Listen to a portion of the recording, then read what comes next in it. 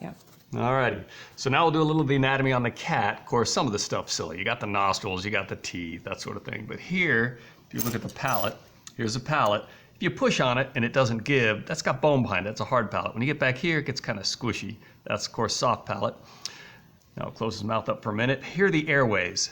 Now, this bit right here, kind of just under the jaw. See this little lump right here? That's the larynx.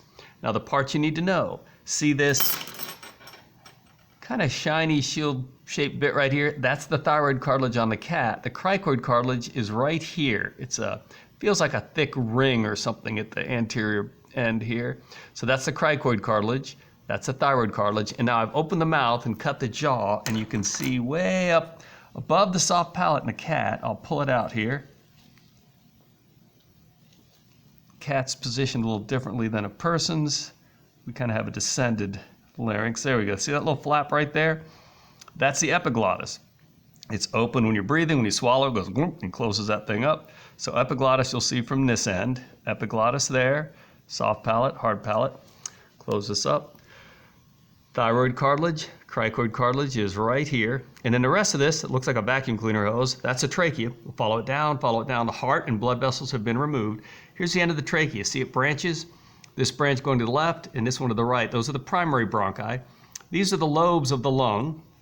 And if we take this primary, you'll see where it splits